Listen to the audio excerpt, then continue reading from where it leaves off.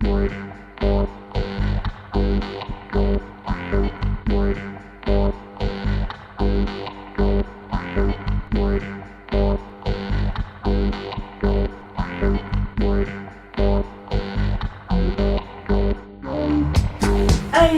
c'est parti.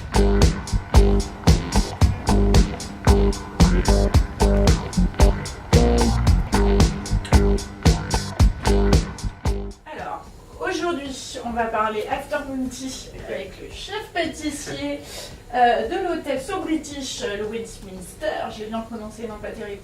Westminster, Voilà, c'est c'est ça. Ah, ok. De la rue de la Paix à Paris. Pourquoi tu as voulu instaurer le tea time dans ton hôtel?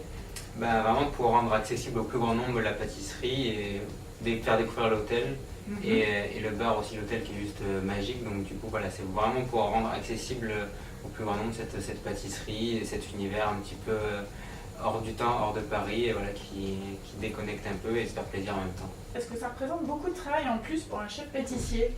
Un petit peu quand même. C'est vrai que mine de rien, c'est du travail en plus, c'est de la préparation, de la mise en place en plus. Donc c'est vrai que voilà, faut le mettre dans l'emploi du temps, dans l'organisation du travail. Ouais. C'est vrai que voilà, ça a un peu chamboulé un petit peu la manière de travailler, comme c'est vrai que c'était plus un restaurant, donc là c'est un peu dans l'esprit boutique. Donc c'est vrai que voilà, on a les deux univers de pâtisserie en un. C'est quoi et qu'est-ce qui est important d'avoir dans un tea time?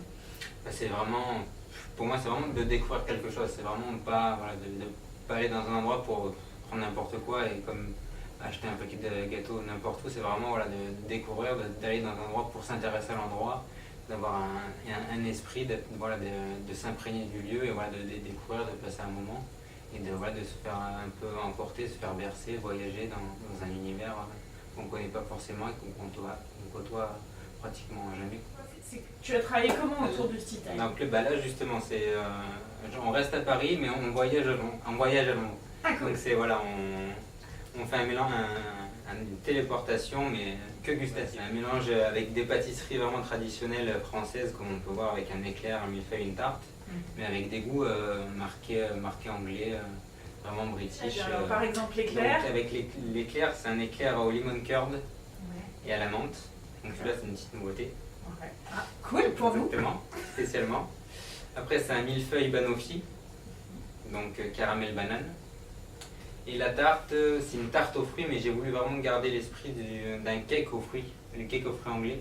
Donc le fond de tarte est avec une crème d'amande, avec des fruits cuits, imbibés avec un sirop de cerise. Cool. Voilà. Et après on est dans les petits gâteaux de voyage. Donc pareil, c'est toujours un petit mélange de genres. Donc on a dans l'esprit d'un cookie qui n'est pas un cookie.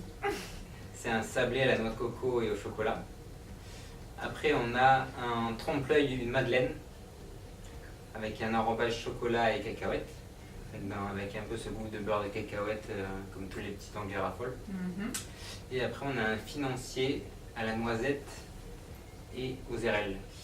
Parle-nous de l'endroit où se prend le tea time, qui est le bar. Le Duke's Bar. Voilà. Donc un petit clin d'œil au duc de Westminster. D'accord.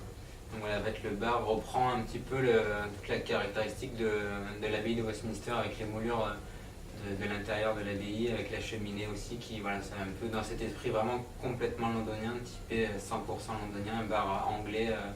Voilà, on sait qu'encore dedans, on sait qu'on est en Angleterre, on n'est plus à Paris. Ça s'arrange comment le tea time? C'est Alors quoi la ça proposition? s'arrange, donc la proposition c'est une pâtisserie au choix avec une boisson chaude D'accord. qui est à 15 €. D'accord. Donc voilà, on peut prendre un éclair, une millefeuille, un tarte, enfin on peut prendre ce qu'on veut avec une boisson chaude à 15 €. Et si on veut juste une pâtisserie, c'est 10 €.